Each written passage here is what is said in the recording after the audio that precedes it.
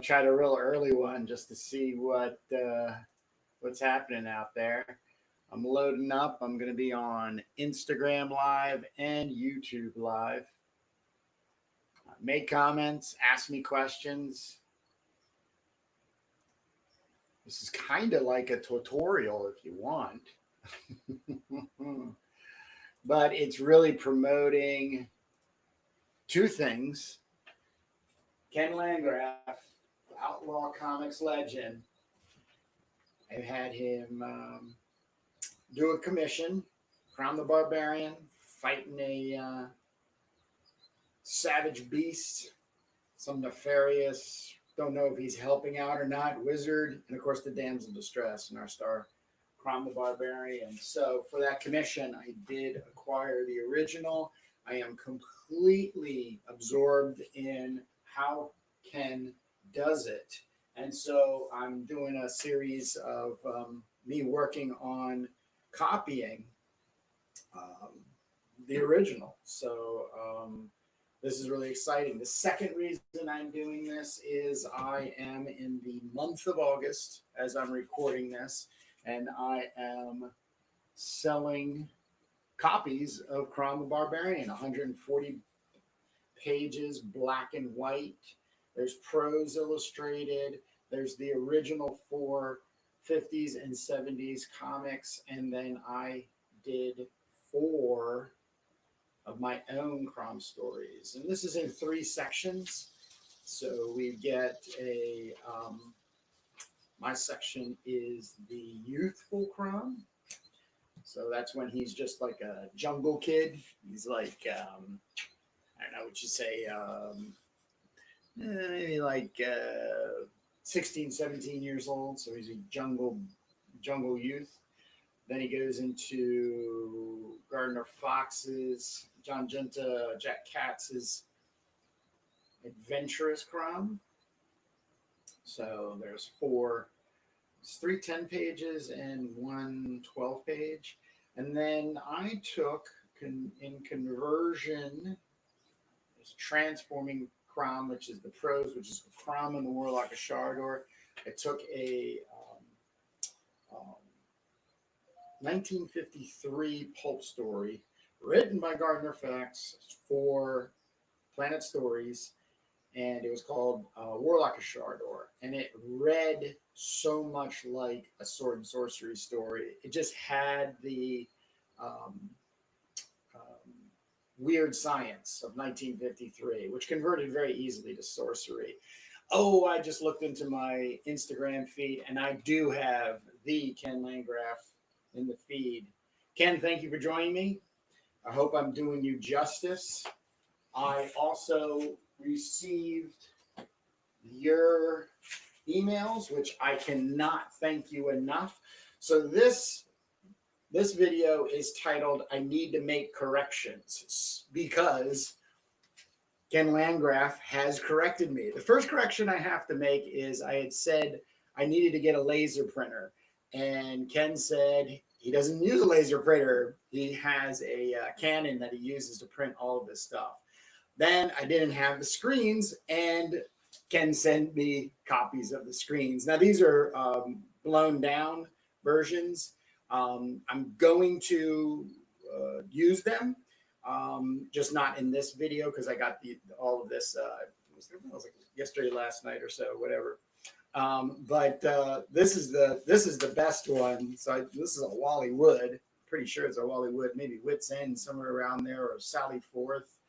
But this is the kind of gray value toning, which is black dots on white, where then it converts to white dots on black. So this is going to be really, really great. And then I sent an email out about the scales on the monster, and Ken came back with, this is a Gene Day that he found.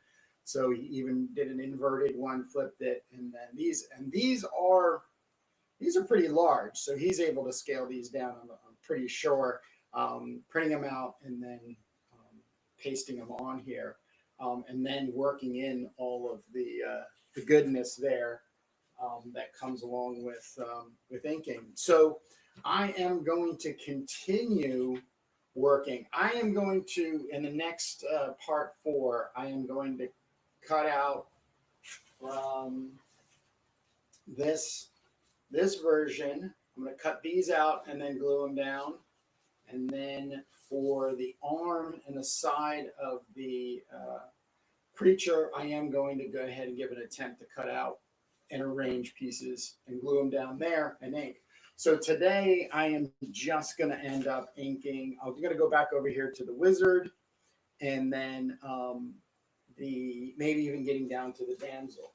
But as I said, please ask questions. So I am not adverse to trying to answer questions. I'll do my best to maintain some interest and chitty chat. Like I said, we just have Ken joined us. So if I make any misspeakings, I have Ken right here to correct me, which is great. This is what it's all about, people. Learning. I'm 55 years old and I'm still learning. I actually wish I never left school. College, that is. But let me get to some inking here.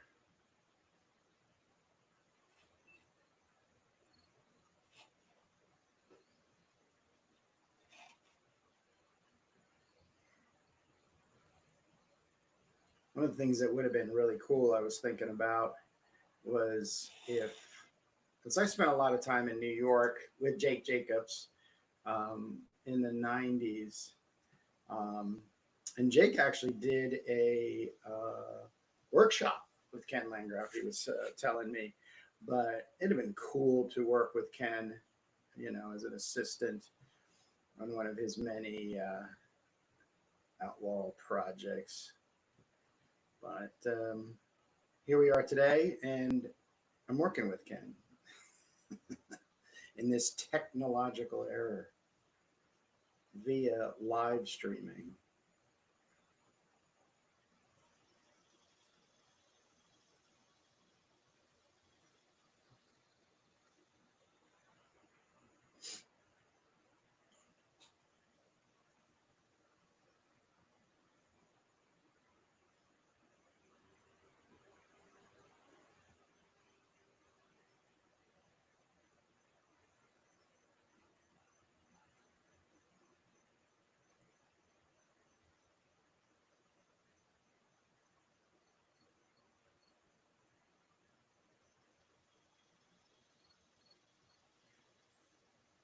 Ken also has a YouTube channel that I watch anytime he posts.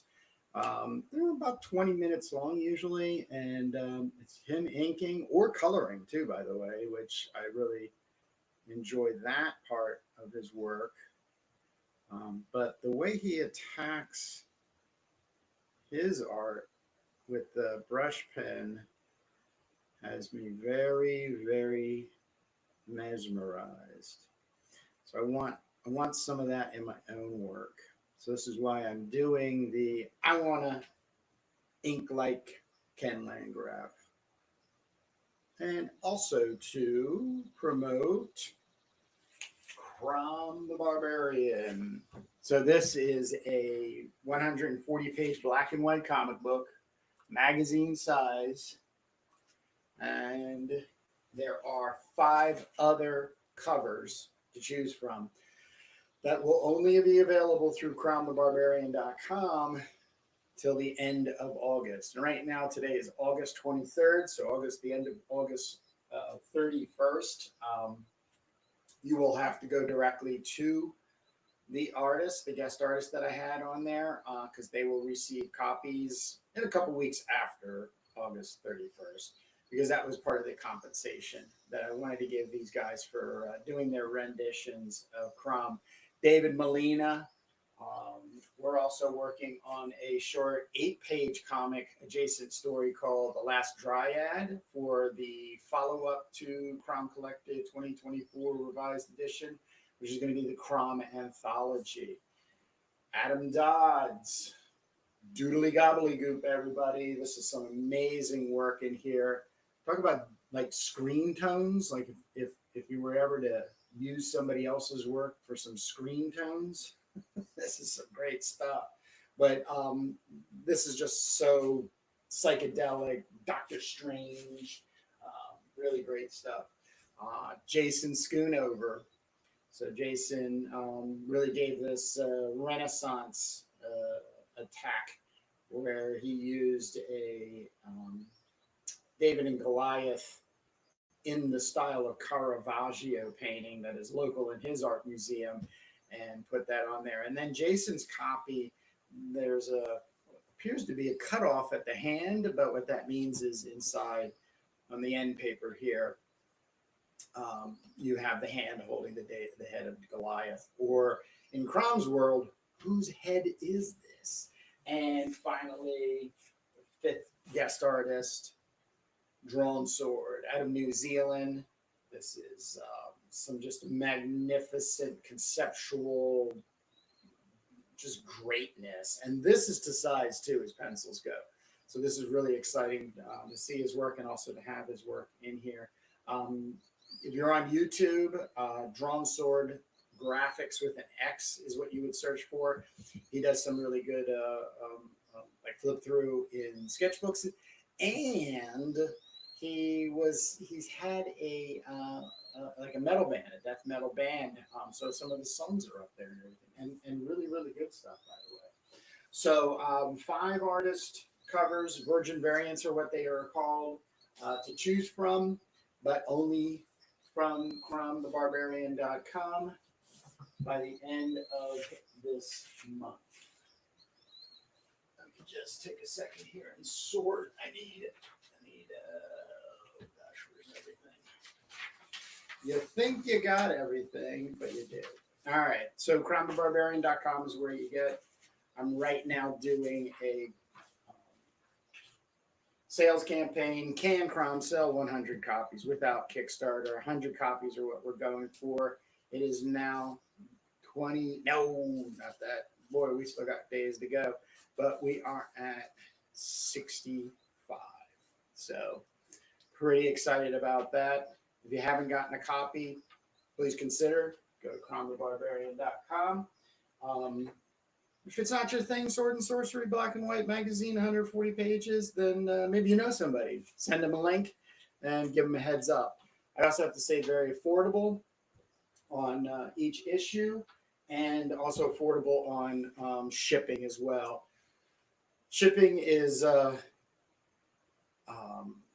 pretty inexpensive because I'm doing drop shipping in print on demand, and I have Canada. You can get it at Canada, the UK, and Australia and New Zealand. So I find to be very, very affordable shipping prices, which is one of the reasons I did it, which was one of the reasons, I was saying, I didn't want to do it with Kickstarter because I want to try to find all the cost saving points to be able to get these in the true Sword and Sorcery hands of fans. So that, and if you are out of the those areas, please, there's a form you can send me an email to and give me your address, and I will give you the actual rate for purchase. So for shipping. So we will work with you. So I got to get this into all those Sword and Sorcery, Conan the Barbarian fans' hands. I like that. Fans' hands. Say that a couple hundred times. All right. Well, we got some scraping here and some blood. It's one of the things about Outlaw comics is black blood. It's all about the black blood.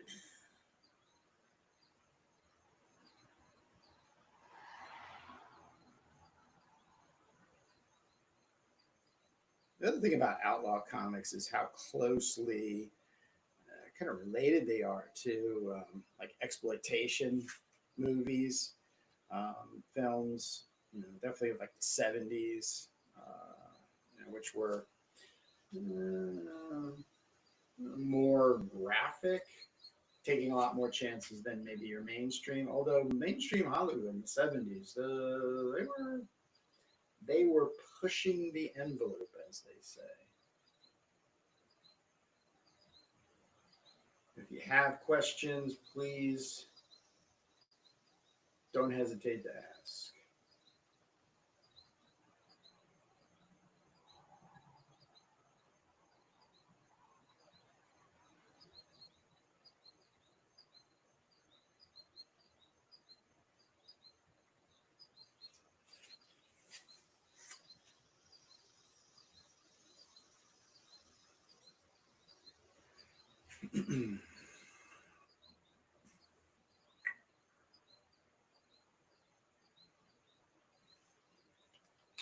If I'm not chatting all the time, it's usually because I'm trying to figure out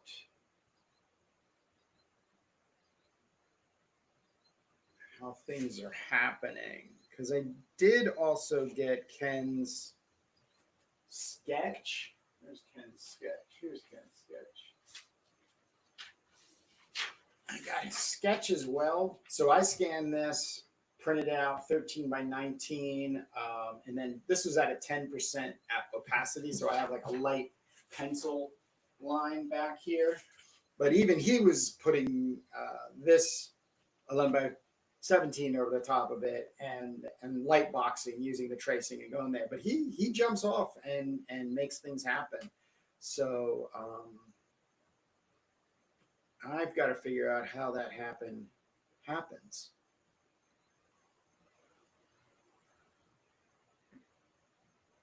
And I think I'm doing all right. And some of the areas I'm going to ink probably in whatever kind of texture I think there is.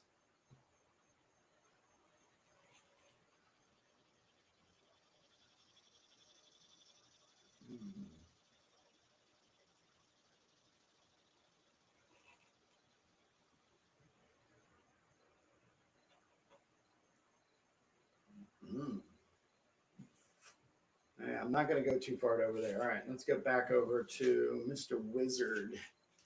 Mr. Wizard here. What is this? This is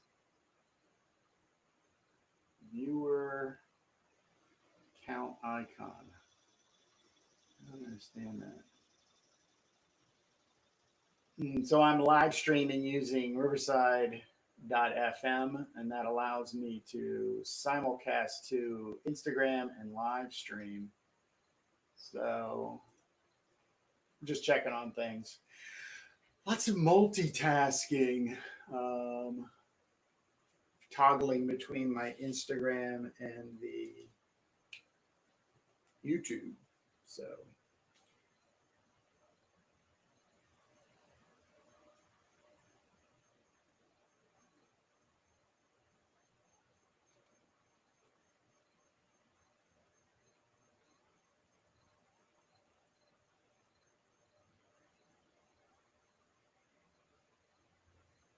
soul patch action here. Nothing more evil than a soul patch.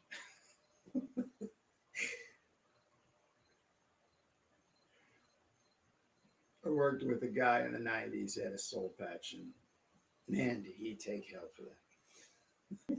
But he never gave it up.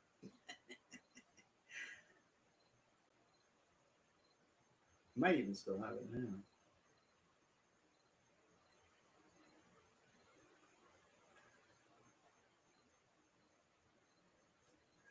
So as I've said before, I'll say it again and I'll say it over and over again. If you're an aspiring comic book artist,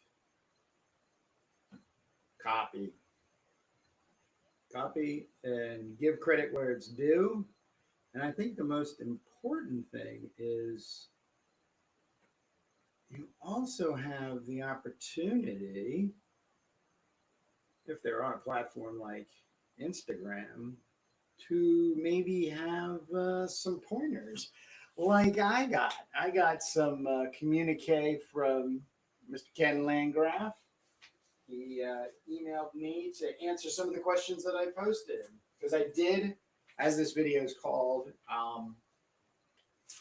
I have some corrections to make, and Ken corrected me, which is great. The first thing I had said was I did not have a laser printer to print out the screens, and Ken doesn't use a laser printer, just uses a nice Canon inkjet and prints everything off of that. So thank you for that. And then the other thing were the screens. So I didn't have the screens. I didn't know what the screens were. So Ken was so nice enough to send me those screens. These were some Wally Wood screens that he pulled, and then I mean, these are pretty large too, so you get to kind of zoom in, you know, guessing how big you would want that screen, because Ken's cutting those out. When he puts the line work down, he's cutting those out and then working over the top of it with the brush.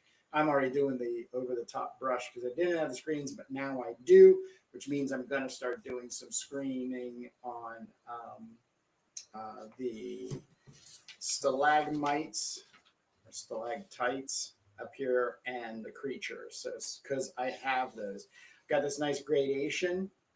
This was definitely from Sally Forth. I'm pretty sure this was from Sally Forth, but this is a black to, or a dark gray to a lightest gray in the dot patterning. So small to larger black dots on white, from large to small white dots on black to get that screen. And then I sent him an email asking him if there was some specific pattern he used for the monster scales. And this was an old Gene Day that he had scanned and printed, so he was pulling the scales off of that. So these two things I will, in my next live stream, give a shot at. So, but right now I'm over here with the Nefarious Wizard, what he's doing to either help or hinder CROM.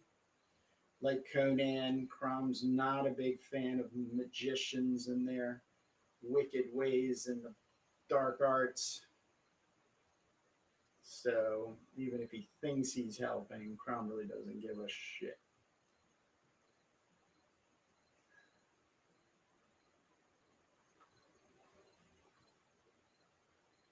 But as I was just saying, you know, there's some great guys and gals, you know, from the industry, you know, back in the day, still at it,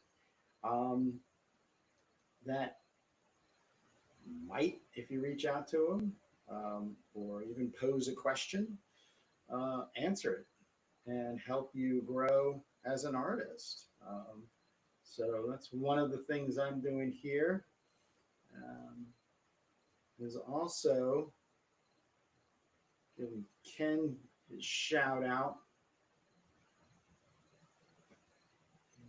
And if you don't know who Ken is, I'm going to share some of his books in just a minute because I want to finish this wizard head. And here's the fun part. I got to just remember this. I'm going to do this area solid. Not solid. Well, it's going to be pretty much solid, but I'm just going to put in this shape. Now I'm going to come back with a white paint marker and get the dots on there. So I'll be back. I'll be back.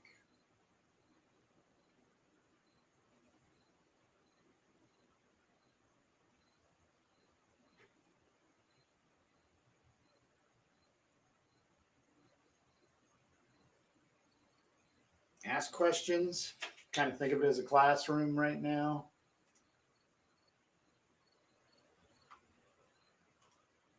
If you have any questions, I might have the answers. If I don't know Anthony, if I don't have the answers, I will seek them out because that's the kind of guy I am. I love learning. Long live learning.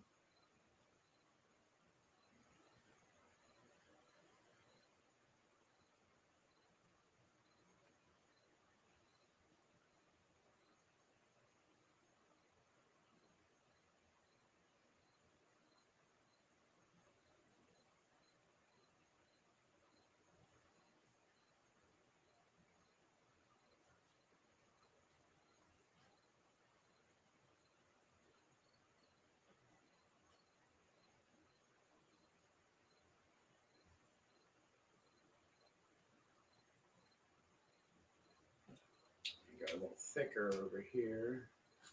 Outline. All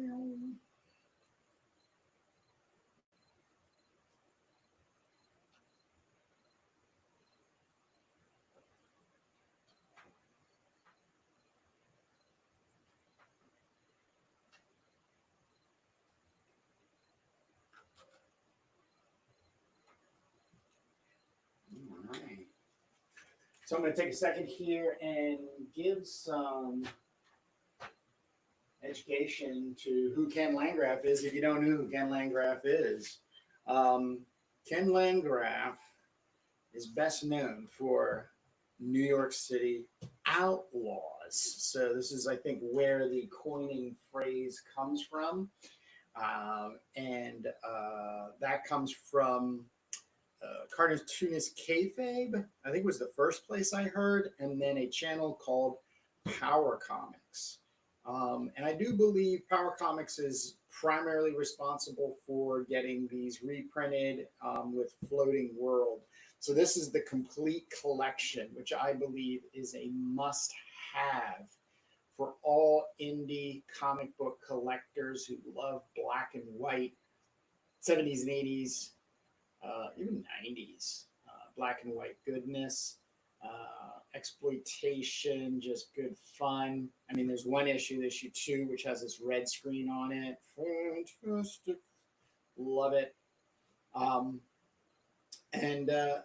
If you're also an aspiring indie artist, this is like a Bible, everybody. This is something where if you come to a place in your own work, like backgrounds, for instance, Ken needs to be absolutely praised for not leaving a space unless it's necessary to rest the eye without having a lot, but you're always getting establishment, information, in even the littlest thing. You got a pool hall, so you got those lamps that always make cracked window back here, a drape over the window in front, of the storefront. It's just, we need not only that in our comics now, but we also need action, action, action, which you are, once again, never going to be able to rest because it's solid action, not kung fu action.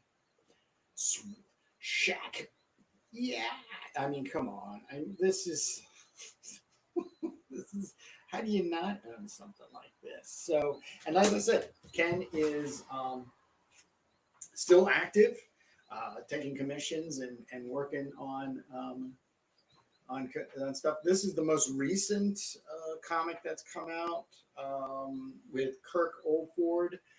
Ghoul Butcher came through on a Kickstarter, which I backed, so I got this. But I have to say, at this point, when this Kickstarter went up, my obsession with Ken's inking was born, and I could not turn my head any longer. So the purchases, not a big like ghouls and horror and all this kind of stuff, but I don't even see it because all I see is just the amazing craftsmanship of making indie exciting black and white, and I mean exciting black and white action-filled comic books, well rendered,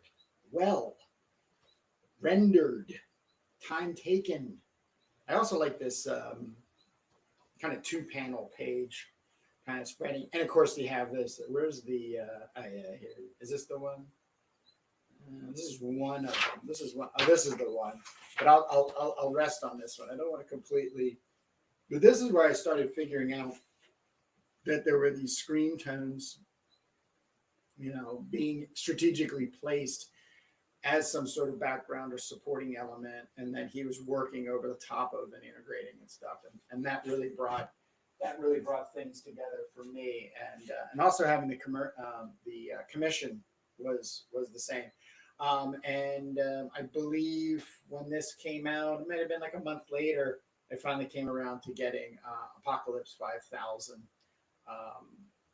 and this was all collected and just once again still great, amazing, a lot of great Gil Kane dynamic posing and figuration. And now look at this. Can't even tell if that's a photo or not. It might start it as one, but he just worked his way in it. These great screens. I love it. I love it. Makes me want to work. So in you know, continually promoting through the month of August the fact that I am launching a comic for sale, CROM the Barbarian Collected 2024 Revised Edition. Commissioned Ken Landgraf to do an image that pin up of his version of CROM and use it as one of the covers. He's one of 5 guest artists that I have virgin covers. This is my cover, and all you have to do to support us to get to 100 copies, because that's what I'm trying my best to do. As of today, which is the 26th of August, we have 65 of the 100 copies, but can CROM sell 100 copies without Kickstarter? Nothing against Kickstarter. Book is done. Want to promote it. Get you to CROMthebarbarian.com. Purchase a copy. That's it. I don't want anything else to hinder or be there in the way of, like, what do you call it? Nonsense. So let me get back to inking. If you have questions, comments, please make them down below. If you're coming in after the live stream, have no fear. I will read the comment. I will see it and will answer it. So.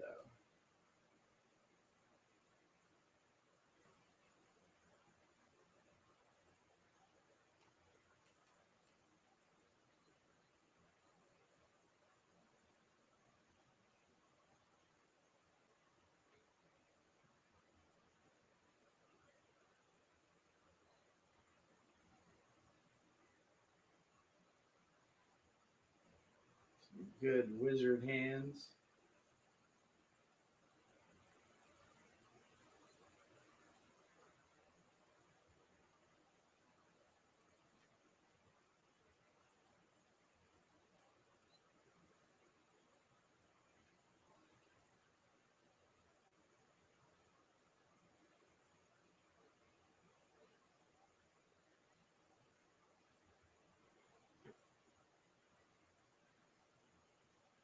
One of the reasons I'm doing this is to learn. Learning as an artist can only happen by doing. No apologies there. The guarantee is the more you do, the better you get. That's the guarantee. I think one of the problems, myself can get caught in it, is we spend a little too much time thinking about what we want to draw instead of just getting and drawing. Ken has this, it just feels like he jumps in both feet first and makes the damn thing. No apologies. And I love it. And I want to incorporate more of that in my own work. So by doing this master study, I will be able to get a better idea of how to approach, in a similar fashion, my own work as Ken does. So this is also how the old guys did it. And I'm not even talking about comic books. I'm talking about Renaissance. He copied days, hours, weeks, years. Your job as an apprentice, which would have started at like 12.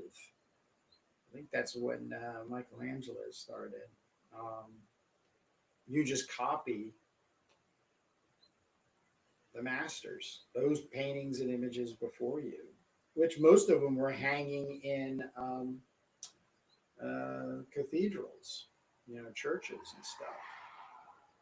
So when you work for you're working as an apprentice for some guy who's, doing commissions for the church, the Pope and the Medicis, you're doing fill-in stuff, all the grueling, dirty work. Get your chops. And then, you're good enough to strike out on your own. So if you're good enough to strike out on your own, hey, hi Kurt, would you mind talking about how you ended up republishing Gardner Fox's prose works? Wow, that's a loaded question because it's all about, great question too. The question from, sorry, it was Headless Borgias? Sorry if I messed that up or anything, but hey, gosh, I guess it was 2013. I was looking to get back into comics. I wanted to get back into doing Conan is what I wanted to do, not get back into it, like literally pursuing Conan. Long story short, approached the people controlling Conan, and they would have nothing to do with me and my stories or my art. So with that bit of despair, I thought, well, there must be somebody who did a Barbarian comic book character in the public domain. And so I just Google it, and lo and behold, CROM the Barbarian is that individual. And he was created in 1950 for a pulp magazine, which was called Out of This World Adventures. He worked with another quasi-writer, but more illustrator, John Guenta, and the two of them came up with CROM the Barbarian. And I believe nobody knows the facts, but in speculation, it was definite that they wanted to steer clear of Glenn Lord, who was controlling the copyright for the estate of Robert E. Howard, who did Conan the Barbarian, which he's not Conan the Barbarian at this point. He's Conan the Cimmerian from the pulps.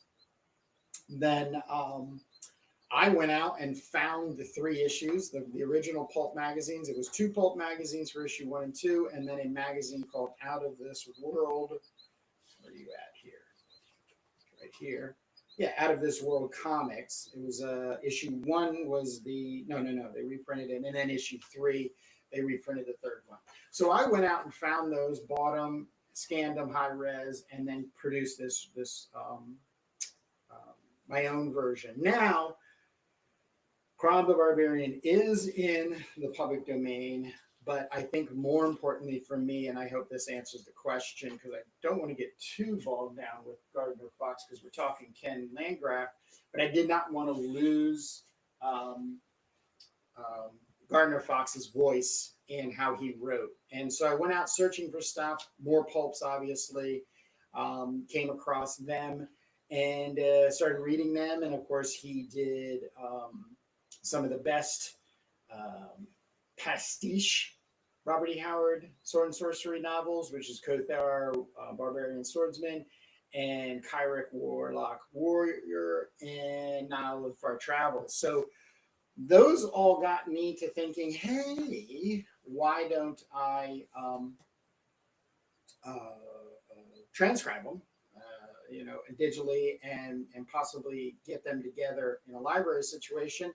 Had a nice meeting with the family, grandchildren of Gardner Fox, and they loved the idea, and started working on something in 2015, and officially the website Gardner Francis Fox Library is alive and has all of the 156 paperbacks and pulps that he wrote in collection. So this is to help me maintain Fox's voice when it comes to doing the CROM stories. So I hope that answers the question. And Headless, are you a Gardner Fox fan and have visited the library? If you'd be so kind to answer that question. But great question. Thank you for asking. I love questions. Keeps me from feeling like I'm just talking to myself.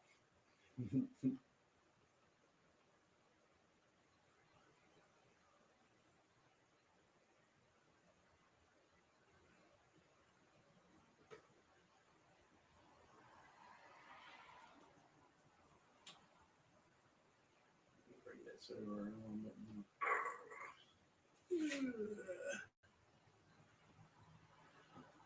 Keep this robe going.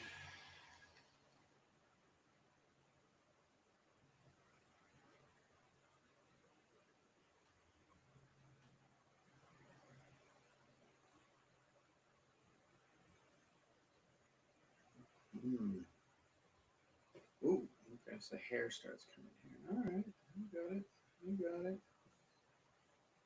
I have a tendency to move too quickly in my own work, and don't want to do that quite at this point. There's no messing up per se, but I want to keep the lines moving, just as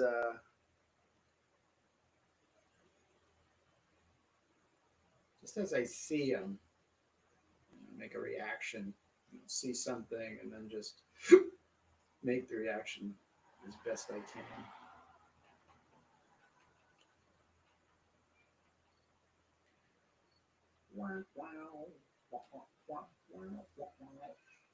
This stuff I'm gonna have to just make up,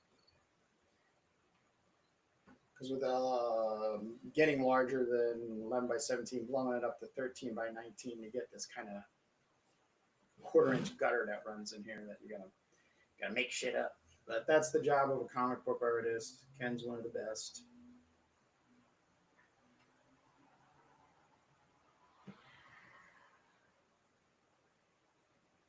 Now that's actually a question I will ask Ken. If he's still here, then he can't answer it. If not, I will find out.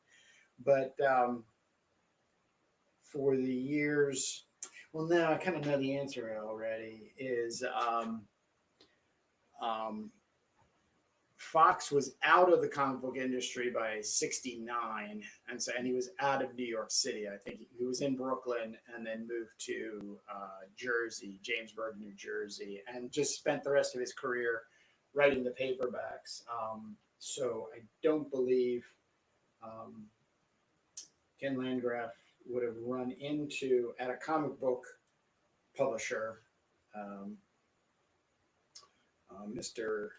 Mr. Fox. So, but I'm still going to put that question out to him. I will try to get back an answer next time I'm on. Headless comes back with, thanks for the answer. I bought all of the novels you published. Oh gosh, thank you so very much. Yes, well, that's I would call you a super fan. That is some great support, not only for the library, but the library is there, and I am the custodian of that to keep his work alive. I think one of the tougher parts with public domain is it gets excavated by individuals, and they just sort of take the exterior of a character. Like CROM the Barbarian is just a barbarian, and he wields a sword like Conan, and you can have fun with it, which is great. Have fun. But to also lean back to where that origin is what I'm a lot more about.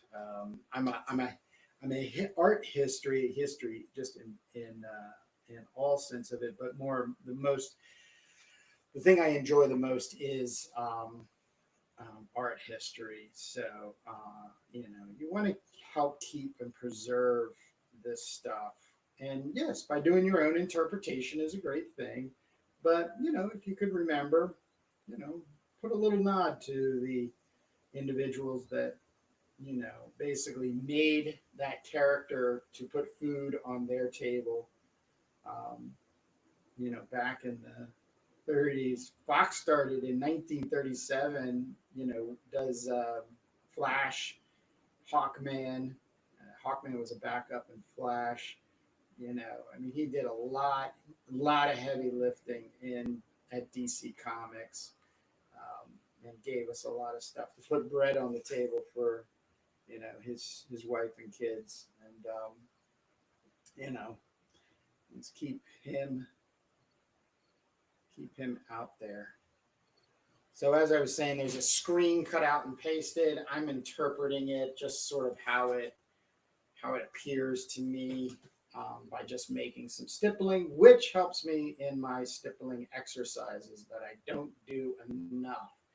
I think stippling is like one of the top 5 marks you should have in your thing. That's why the screens thing is kind of a cheat, if you will. I'm not calling Ken out as a cheat, but at the same time, having something like this, and this is what also makes it exciting for me to learn to incorporate it, is you get this dot pattern that creates this value of gray, whether it's a really dark gray or a very light gray. In the past, it would have been a stippling effect, but then it ended up becoming a screen, and that screen tone is something that can help direct and move eyes, through the image. I remember in high school, my art teachers, I had 2, Mr. Thompson and Mr. Becker, and oh my gosh, they would put this on us. Well, talk about being a stupid kid. Should have done more. There was things that did seep in, but when I spent my years at the Maryland Institute, 4 years at the Maryland Institute College of Art, man, did I absorb that. You really start learning the value, and it kind of sounds punsy, but that's what it is, value of different techniques and applications to making art. I went along in the fine arts program, which I still carry into my commercial work, if you will. Part of that is, get dirty on it, just lay things down and start dealing with them. And that's, once again, I got to bring it back to Ken, just as I kept investigating his work, which was purchasing his work,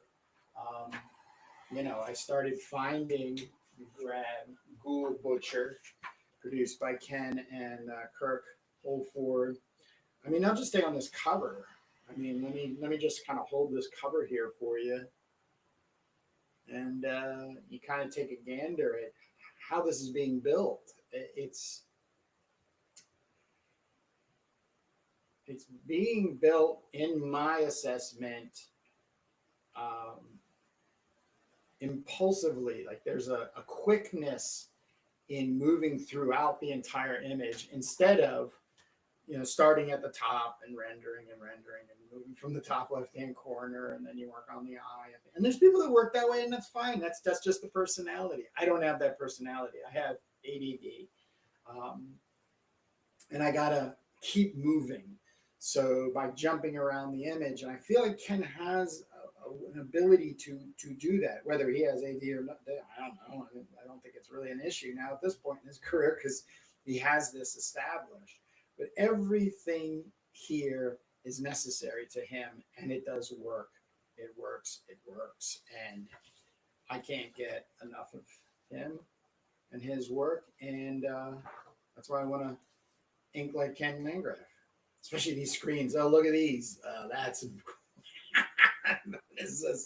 check this out. Look at that. And then this here, to get like a camouflagey sky. Like, come on. Nobody's doing this. Nobody's doing this. I'm going to start doing it. So, ask questions.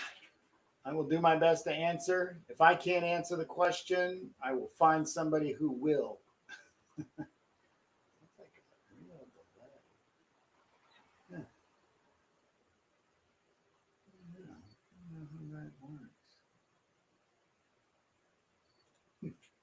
All right, well, let's get back here. We're going to head to the damsel. Where am I at right now? I think I'm almost 45 minutes in. 50 minutes in. All right, I'm going to keep going. I'm going to get the damsel here lined in. And then I will probably end up closing out. But you've got questions, I could have answers. Look at this face. I mean, she's a bit terrified. If those poor ladies of sword and sorcery, they were either evil, evil wenches, or scared princesses. Scared princess.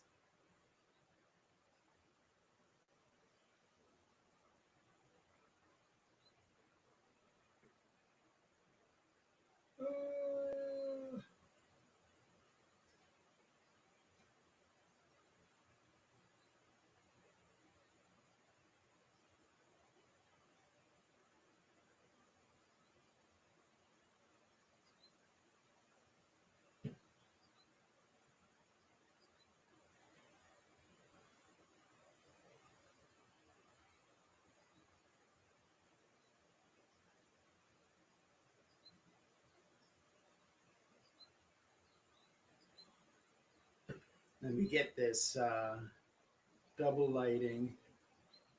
Another challenge. As much as the stippling is a challenge for me to remember to incorporate in my work, double lighting. It's a Wally Wood, really perfected it, and obviously sort of holds the trophy for it.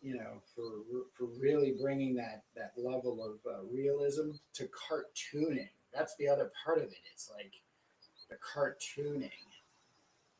Huh. Whew.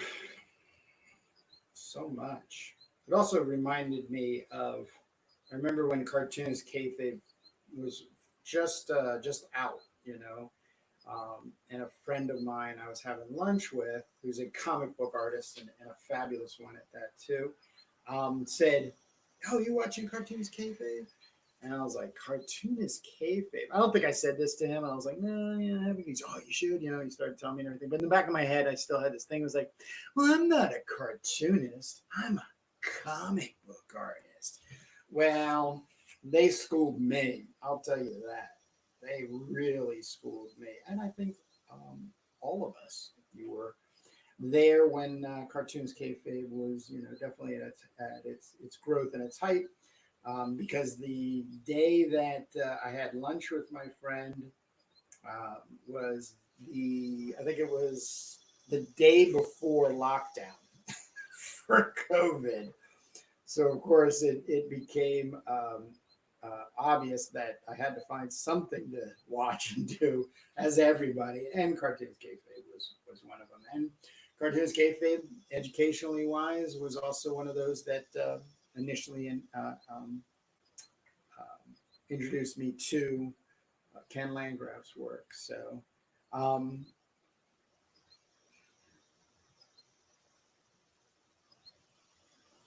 so that's the story, and I'm sticking to it. I get some hair adjustment here.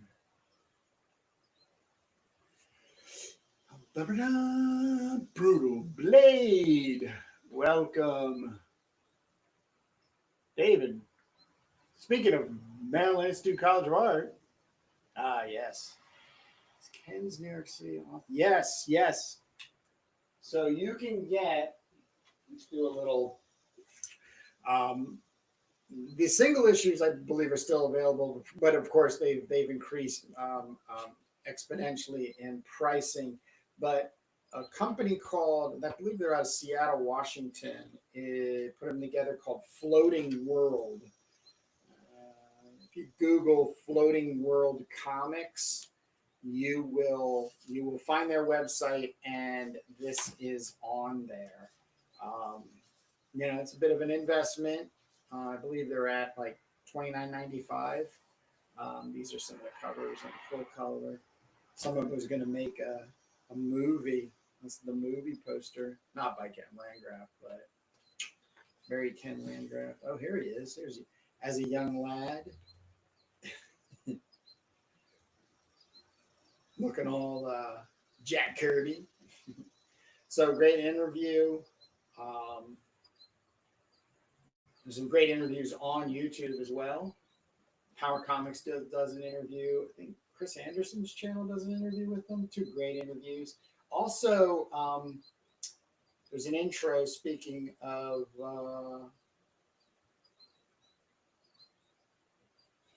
Cartoons Kayfabe. One half of the Kayfabe, Jim Rugg, and this was a double page spread that Ken did for Ed and Jim for their channel. I remember them putting that on the channel, but a really great historical article from introduction from Jim Rugg. So yes, a must have, floatingworldcomics.com. That's what I would guess at this point.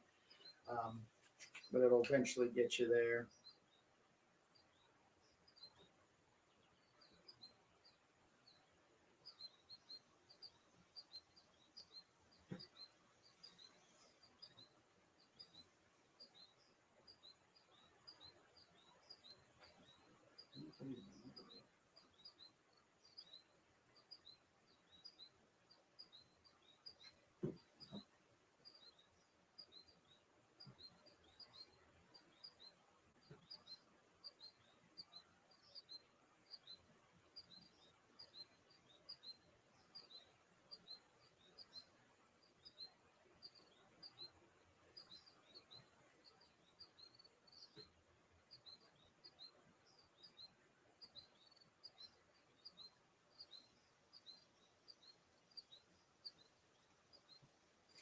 Sword and sorcery is a standardized trope.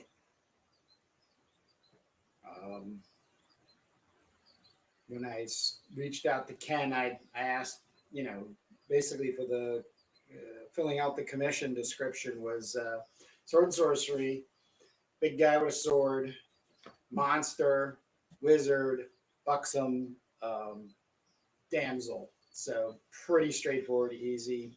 Can't really mess it up. And he didn't. I remember getting this and thinking, holy moly. This just raised my game. And of course, this gal is buxom.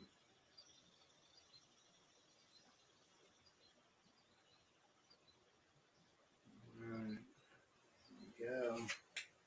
Oh, we're looking good. Rave sensation. It's coming live on YouTube. Dan Snook typing you an email as I was listening, but I've got to go now. So now you get less interested from this point on. yeah, I know. We got set up. It's getting closer to SPX. Dan and I are going to meet up and hit SPX. So looking forward to that, Dan. Have a great day, and we'll talk soon. If you're on YouTube, Rave Sensation, one of my 3 favorite comic book reviewing channels. Rave Sensation, Alex Turbin, and Rolly Zero. So those are my 3. If I remember, I'll go back and edit for the YouTube description or put in the comments links to those 3 channels. But they keep me informed and, of course, buying comics, because most of those guys pull out comics I have never seen before. So I gotta have that comic, That's the world we live in. All right, let's see if we can get this gal's chest done properly.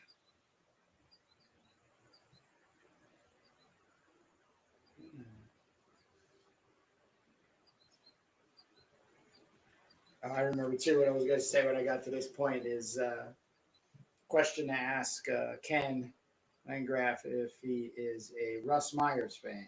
When you speak of exploitation films, you don't get any bigger than Russ Meyer. So I am a big Russ Meyer fan. Matter of fact, one of the little side projects I'm always tinkering on and doing research for is I guess it would be an unauthorized biography of Ken Landgraf. And probably one of the most fascinating things about Ken was his wife, Eve Meyer. So that's something that I want to also get right and do well on. So I've been buying a lot of those old 50s, 60s, 70s men's magazines, men's adventure magazines, I should say. Um, kind of pseudo Playboy-ish, where there's like, out of like 100, well, they're not even 100. I think they're probably around 86 pages, 96 if that. 6 pages are, gorgeous gals, but the rest of them are these exploitation type films, which you can see, would have inspired many, many people, in the creative arts, film included. But Eve Meyer, I don't know. There's actually a point where recently I've actually started thinking of doing a made up version of Eve Meyer's story, talking about her husband Russ Meyer and working with them because they owned Eve Productions together, so they started making films together and everything. So don't know. I've got way too many other things to. But that's a tease out there. If you're on here live right now, you're the first ones hearing this, other than when I talk about it on occasionally on Turbo Pit Fighter, which is probably a good time to plug. If you're on YouTube, I work with another guy, cool as hell, creative as hell. Jake Jacobs is the writer and penciler. I am the inker. Every Sunday we get together and we get side by side and work on our Turbo Pit Fighter comic.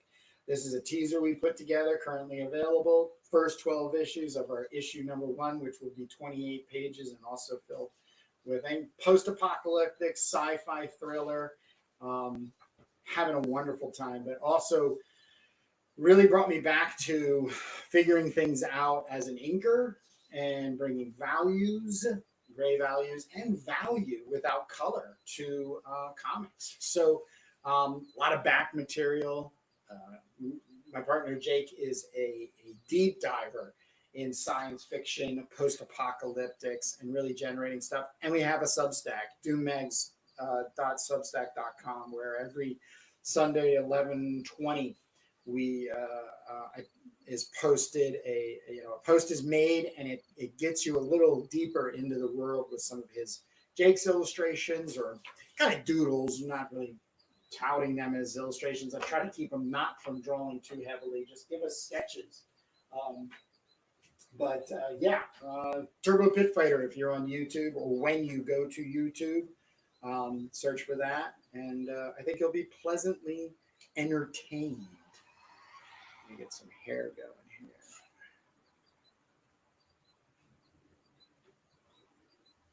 There's a screen that was placed down, but I'm going to see if I can get the hair flow stylistically that Ken has. Then I'll add some of this dotsy stuff. Ooh, yeah, let me get an ear here.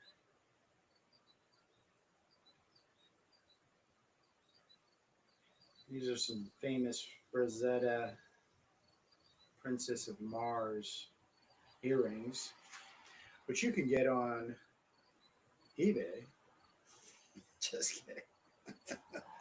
Just sounded like I was trying to sell Princess of Mars earrings. Designed by Frank Ray Levitt. Right now I'm just doing this sword hilt or dagger. It's a dagger, but it's it's another thing that I noticed with Ken's work is the details in like making marks, but also details in design elements, things that are there that when your eye catches, you go, oh, okay, I like that.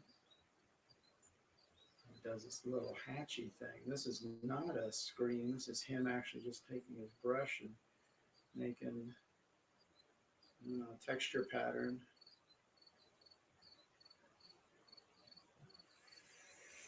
It's hanging on a loose silk belt by our. I like nefarious. I like nefarious as a descriptive word. Nefarious. Gonna do a little of this just to help me, because the distance from here to here, I gotta close off. But once again, help me from talking to myself. Ask questions.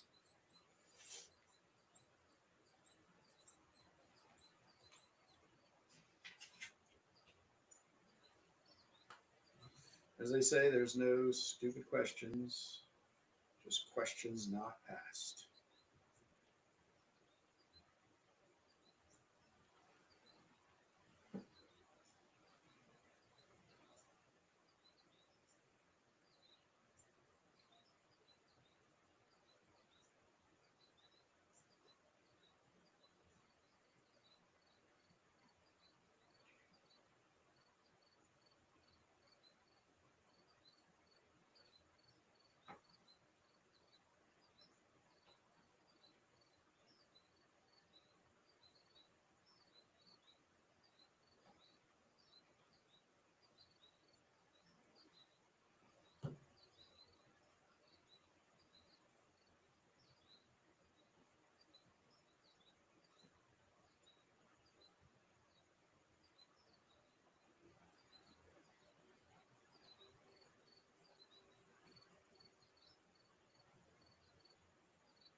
A little study in hands, how somebody does their hands.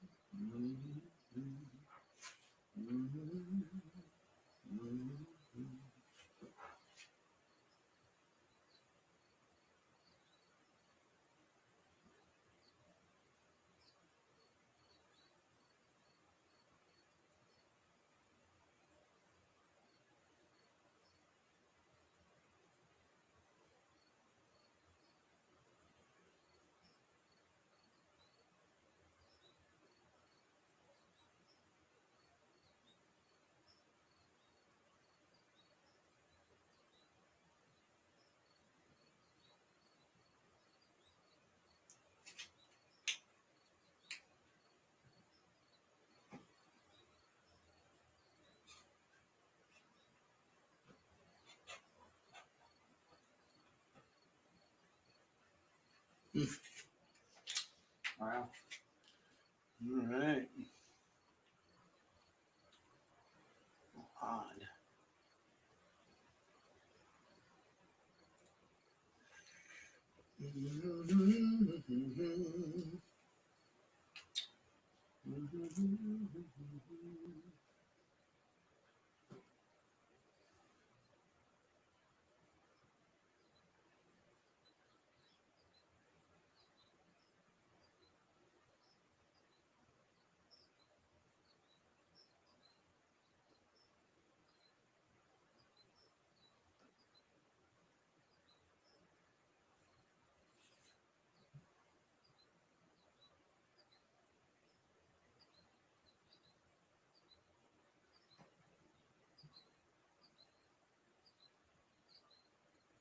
Yeah, this is very Russ Myers.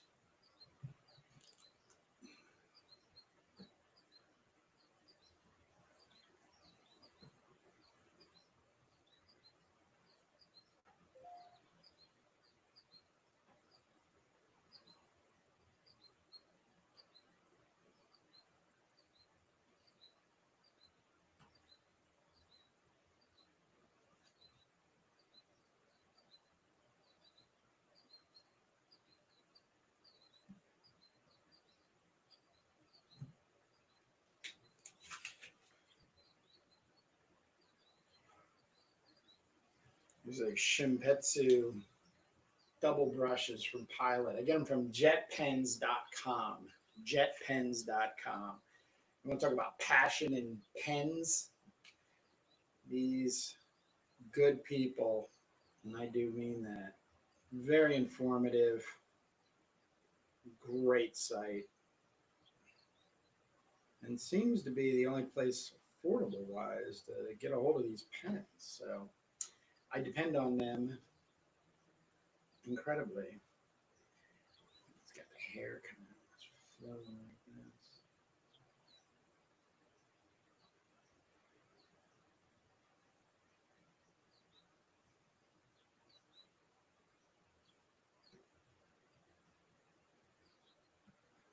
You know, however you go about doing it, when you copy somebody, it really won't matter. There's no right or wrong way of copying. You know, just don't claim it as yours. That's the biggest thing. When I get down to the signature, oh, where did I put? I'll get his signature, but it'll be after. It'll say after Ken Landgraf 2024, so it's completely Ken Landgraf's creation. So it always should go down in the annuals as exactly that. So and then on the back, I put my signature on there and date that it's a recreation. So there's no mistakes in the history books. No, Kurt Bruegel would get no, Kurt Bruegel did not work on this, did not create this. This is a Ken Landgraf original.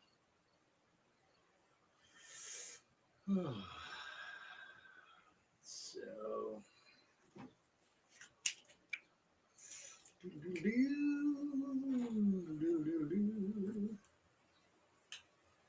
like I said, I'm going to get her. I'm going to get this, just this area here completed, and then I'll start closing down. But let me just take a second here, get us back on track. This is corrections needed to be made. Part 3. I want to ink like Ken Landgraf. And the corrections is when I started this, I established 2 things that I did not have: a laser printer and the screens, to be able to really replicate what Ken's done in the original. So with that being said, Ken saw this on Instagram and then emailed me, contacting me stating, one, he doesn't use a laser printer. He just uses a Canon inkjet. So thank you for that information. And then he sent me the screens that he used. So these were some Starbursts by Wally Wood that he found, copied, probably Xeroxes, old school, copied, put them all down on it, and then kept them on a page, and then could just Xerox them right out of, or print them right out of his laser, his inkjet. This is probably from Sally Forth, but it just has this really great, you have to worry about seeing this, but it's just a really great dark to light dot pattern, black dots going to white dots, that type of thing. And then the scales of the monster, I then did a follow-up email and asked him if he could share what that was. And of course, he then was so gracious to send me this Jean Day that he found and used. So the next time I get on here, I'm going to be putting in some of these dark gray screens for the stalactites, and then some of these Jean Day reptilian screens for the monster. And then I will glue them in. As you can see, they are ready to get glued in. And then I will ink around them. So right now I'm just going to finish up. I am promoting my CROM Collected. It is a 140 page black and white um, magazine size, 3 sections. I have some work in there in the beginning. I have 4 stories. There's the original Gardner Fox, John Junta stories in the middle, and then an illustrated prose story called CROM the Warlock of Sharador. So those are available right now at CROM the Barbarian. And my sales campaign, if you're on Instagram, you've seen this quite a lot because I do an update every day. As of it's called Can CROM Sell 100 copies without Kickstarter. Nothing going against Kickstarter. I just don't want the rigmarole. I don't want any hurdles unnecessarily there in front of you, the potential fan. So you just have to go to cromthebarbarian.com and buy one of the 6 covers. I'm going to show you the 6 covers. There's 5 more Virgin variant covers. But as of the 26th of August, it runs till the 31st of August. I have sold 65 covers of 100. I really want to hit that 100 mark because the profits from that is going to go into the next comic, which is going to be called just grab this for you guys. It's going to be called CROM Anthology. And this is just a teaser, if you will. I put this together. It's a scrapbook. It's 450 pages of just sword and sorcery, old school black and white magazines and golden age stuff that I've found that I want to either rework or approach the artist or estate to get the proper licensing and permission, if that's really all that has to come with it, to get CROM Anthology. If you're really into black and white sword and sorcery magazines, Savage Sword of Conan, and Heavy Metal Magazine, this is what the pillars and foundation are built on. So if you want to support something like that, know that every penny is going to making from print on demand, that copy, shipping it to you. And like I said, the profit proceeds go into the bank account and they get built up to help fund the first issue of CROM Anthology. If you've been around in black and white comics, you know it's a bit of a struggle. So Ken Landgraf, that's what I'm working on. I want to ink like Ken Landgraf. This is the pinup, and it is the one of the Virgin covers. And just so everybody knows, each of the covers are in the gallery in the back. So here's Jason Schoonover's. I'll probably even just do it this way. And there's a QR code to find out more about each artist. And then there's Adam Dodds and his Doodly Gobbledygook, Doctor Strange, CROM and Queen Tanit, Ken Landgraf. Of course, you can get the Ken Landgraf, his Instagram. Then we have Drawn Sword from New Zealand. 2-size drawing, by the way, A4 pencil. And then David Molina. So these are all covers that you can choose from, 6 of them. The 5 guest artist covers will no longer be available after the 31st of August. They will only be available in whatever I can afford to get copies to them based on how many we sell. If we sell 100, they're going to have a couple more copies than they won't have if they can't hit that. So Ken CROM Sell, if you want to vote yes, cromthebarbarian.com. Also, if you have any questions immediately, you can comment me. You can also put them in the comments. So don't be shy.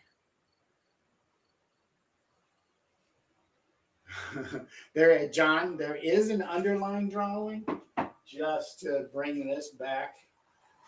So it's very light. So this is Ken's original.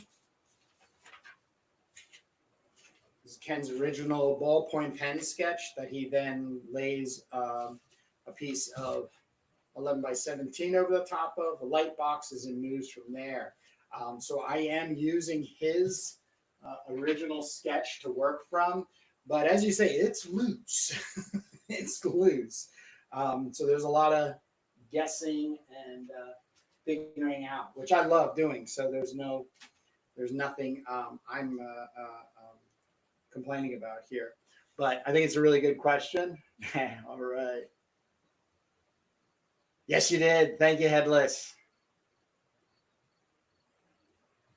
Thank you very much for the support. Thank you, everybody, for the support. I've been getting so much support. I mean, even at this point with the 65 covers, that's basically the same amount of comics a first-time Kickstarter would sell. It's usually between like 50 and 70. That's all I've seen over the last, Kickstarter started in 2013 or something like that. So, I find some Kickstarters, comics, and everything. If you're not, if you don't have a name, you're not going to sell thousands or even hundreds. But I have seen up towards 100 copies sold in a Kickstarter where basically nobody knows who the person is, because a lot of what I'm doing here, especially doing the live stream, because I don't like showing my face. I don't think I'm pretty enough to sell comics as some people are out there. But it's really about the trust, and that I'm here, and I don't want to go anywhere other than be here and make comics and support others to make comics and get them out and build a community. And that's the other thing that I'm going to end today's live stream on, is I'm actually, in all sincerity, more interested in building a proper online community through CROMthebarbarian.com for people who like this kind of stuff. There's not a lot of us out there. Let's just be honest. And there's no reason other than it's always been this way, other than the heat of the 70s, the 70s with the Lancer, Frazetta, Conan covers, and then of course Conan the Barbarian, and then Savage Sword of Conan. Other than that being the height of let's say Conan in comics, you then kind of end it with 1982's Arnold Schwarzenegger Conan the Barbarian movie. So Game of Thrones, that was really kind of interesting, but they screwed that whole thing up, for the various reasons and what they were subjected to with that. But I had a feeling at that point that sword and sorcery was going to become revived in comics, and now and then most people getting a hold of this stuff, I don't believe they're that true to it.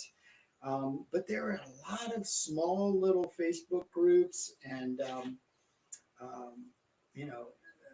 groups on Instagram and YouTube. People starting channels and everything that are just as enamored with sword and sorcery as I am. So maybe I can contribute in a way, graphic with art, in a magazine, because the magazine's going to be that. It's not going to only just be comics and some prose illustrated. We get some magazine articles, some photos. There's a lot going in there. But people, this costs money. So, depending on how this sales campaign goes, and then my assessment over the next couple of weeks, probably mid-September, I'm going to, post some information on how well we actually did and how far we are to having all the bells and whistles I'm hoping to have. And then, maybe some other ways to get contributions from people as we're getting closer to publishing, getting the first issue of, kind of struggling here because looking at this hand. Yeah, I'm going to go this way. for the first anthology. So there's a lot of work to go. You know, I'm not afraid of the work, and you know, I'm using print on demand, so that's a great help. And what that means is that I don't have to have copies printed up front. I don't have to also struggle with the shipping costs. Lulu is all over the world, um, and offers I feel like just a very sensible, um, um, what do you call it, a sensible shipping rate and everything. You know, the biggest, if I was to say anything that I would call myself out in a critique in using the print on demand is the end paper. So the inside covers are blank. But I'm starting to think about maybe some strategic ways to get some stickers to people that they can print on their own, and then like a passport, you know, stick them in here to help people kind of, you know, post the time to it. So there's a lot of things that are, you know, rattling around in my little head, and you know, we'll see things come along. But this is a lifelong passion of mine. As I have stated, I'm 55 years old, and as I get closer and closer to the possibility of, you know, retirement, collecting that Social Security check, that was meant to be funny. You know what I mean? There's no retirement for an artist, so I would be, you know, really spending the rest of my life committed to this. You know, and based on the people who have joined us and kept help us keep the lights on, as they say, you know, will be the shape of things. So, and when I say us, Ken being one of them, because Ken, I have some hopes of getting some original comic book Barbarian material from him, but you know, Ken costs money, you know, in commission, and deservedly so. Um, uh, David Molina, we're working on an 8-page CROM adjacent story called The Last Dryad, and it's fantastic. He's going to do the layouts, and I will do the inks. Jason Schoonover, we're working on a 6-pager right now. He'll be doing the layouts. I'll be doing the inks, and that's called Kandahar CROM. Tentatively, we still have to get things going there and stuff. In you know, the finality of it. Both those guys are working on layouts where we're going to bring Jake Jacobs from Turbo Pit Fighter to come in and play editor and give us some good, healthy art direction.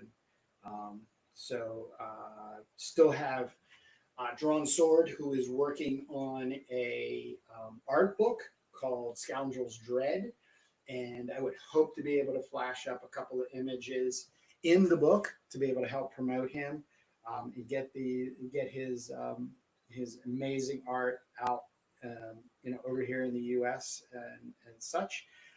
So, you know, it's a community. You know, it takes a village to raise a barbarian. Now, there's a quote. Somebody's got to quote me. John, thank you for the compliments, Conan the Barbarian. I love that movie. Just so everybody understands how important Conan the Barbarian is to me, I'll give you the very quick and short version. I'll tell it later. It'll take me longer. When that movie came out, I was 13 years old, so it was hard. I could not get into any movie theater. I tried twice sneaking into different movie theaters and was caught and kicked out. So I had to literally wait for it to come on VHS. And when it did, I must have been like, every year I had to buy a new copy because I would watch it over and over. And I still do to this day. On my birthday, every year, I get a nice bottle of red wine and I watch Conan the Barbarian. And I see something new every time. I know it probably sounds completely loony, but I do. And there were 2 big things. I still am trying to, like, wow, how did I never seen them before? But just an absolute pure joy for me. And I know it's the same for a lot of people out there. And it also really brings somebody into the world of sword and sorcery, Conan specifically, and gets you to a point where you can't get enough of it. So I want to be the pusher man when it comes to sword and sorcery. So that's what I'm up to. So with that being said, I am getting pretty close to closing out here. So once again, I just want to say I want to ink like Ken Landgraf, and so hope I'm doing Ken some justice here. But I also have to defend myself and say I am not even close to getting finished. So I will be back in. Let me just get this. In a day or two, it might be tomorrow. I don't know. I got things going on obviously during the week, but this is the last week of my Can CROM Sell 100 copies by the end of August without a Kickstarter. I feel very positive. I think maybe some people are holding on to their or waiting on a paycheck, end of the month, that kind of thing. But the comic book will be available afterwards. And that's another thing about Kickstarter I think is very, very frustrating is once the Kickstarter is closed, you still have to wait. There's all this waiting. That's the thing I don't like. I don't think anybody else does. So the only thing is you will not be able to get a hold of the 5 guest covers. Those covers, based on how well profit-wise we do in the sales, I will be shipping those copies as compensation to each artist. And then when somebody says, I got to have a David Molina, you're going to have to go and hope that David Molina has one to sell you and that it's affordable. I've even made the suggestion to the artist, and I'll be doing it, that this inside cover might be a place where you would like to remarket, do a little sketch, a doodle or something like that, and sell it for $45. That type of thing. So, there's a lot going on here. I just want to take the time once again to thank everybody for stopping by. We're at 130 minutes. Holy moly, let me check my, 132 minutes. Wow. Great turnout. Thank you for stopping by. If you're stopping by and you've gotten this far in the afterplay, when it's archived or whatever they call it, it's there and you're listening to this because maybe you're working on a comic book and you're listening to me yammer on about stuff. It's great. Like I said, this is really about building community and keeping this fun alive. And that's what it's all about. Fun, nonsense, that type of thing. So you're going to be able to get a hold of this after the 31st. It's just the artists themselves, their covers are only going to be available from CROM the Barbarian till the 31st of August. Today is the 26th. Yeah, the 26th. Got to constantly remind myself that. The 26th, and that's only 5 days. Yeah, 5 days you have to get your copy of CROM Collected, which I also refer to as the Player's Hand Guide. So if you want to come and join in the CROM sandbox, I'm more than happy to have you come in and write a story, make some illustrations, comic books, because one of the things I really have to go back to, and I really want to end on this beat, so I'm going to do all I can to stay on this. Community, CROMmunity. That's where's my pen and piece of paper? Here it is. This is the name of my YouTube channel that has all the CROM stuff on it. But CROMmunity is while I'm coining it. I've even made a hashtag for Instagram. So you don't need the explanation point if you're going to do the hashtag. But CROMmunity. I got to do a shout out to a couple of guys that just invited me to a Instagram chat. Some of the individuals in that chat have produced the Brutal Blade of CROM, and it looks fantastic. I'm doing a swap with Just Jamie, who was sort of the ringleader that put everything together, and then copies got out to Alan Robinson, Machete, Alex Turbin is in there. I am going out of my mind. Cannot wait for this. Oh, Jim Gillette, I think he's also in there. I'm pretty sure. I don't know, but here's the rub. On this website, there's something called CROM Updates. Okay, and these are blogs with videos. So I have interviews with all the guest artists that I had on. I am also bringing in other people. I had an awesome talk with Matt King, and he's been giving me some pointers because this guy is just a madman when it comes to putting anthologies together. But one of the things in helping others out is, if anything, promoting, getting the word out about their work. And social media, we all know, is where it's all at. And blogging is a great thing, as well as being on a video, podcast, and stuff. So I'm offering all of these things on cromthebarbarian.com. And the last thing I want to say is, I do not claim ownership of CROM the Barbarian. I want everybody and anybody who is interested in doing their own story to feel safe, and that's what they're doing. And they reap all the benefits that come from it. And if we can share those benefits in the community, that would be so often. But hey, thank you everybody for joining me. Got pretty far on there, not bad for an hour and a half. I have to admit, if I wasn't talking a lot, then I probably would have had more done, but it was good to talk with people. It was great. Thank you for everybody making comments on YouTube.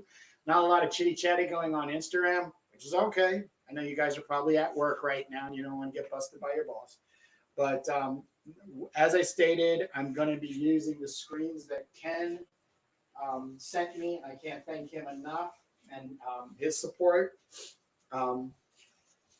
I got the starburst, but what I'm going to be really working with is the gradient for the stalagmites, stalactites, whatever that's called, and then this Gene Day for the reptilian texture there and stuff. So I'm going to try to figure out how to do that, and then I'll be sharing that in my next live stream. So thanks again, and I want to leave on this note. Ken Landgraf, Outlaw, comic legend. If you don't have a copy, this is, in my opinion, the Bible. If you really want to get into making comics, this is what you purchase, because all of your answers on how do I draw leather jackets, guys smoking cigarettes, boots, all these things, storytelling wise, is in this book. It's a great entry point. It's something to always have near you, so you can kind of jump into it and be like, ooh, some hair texture, or wow, look at that screen for a sword. Please support Ken Landgraf. He also does commissions. It's Landgraf Ken on Instagram. So Ken Landgraf, Ken at the end of Landgraf there. I'm going to do my best to put links in the descriptions, but unfortunately Instagram's not going to let you. Well, no, I guess when I do a tag, that tag should be there. But anyhow, I'm all talked out, and I once again have to thank you for joining me, and I look forward to the next time getting together. Take care, everybody.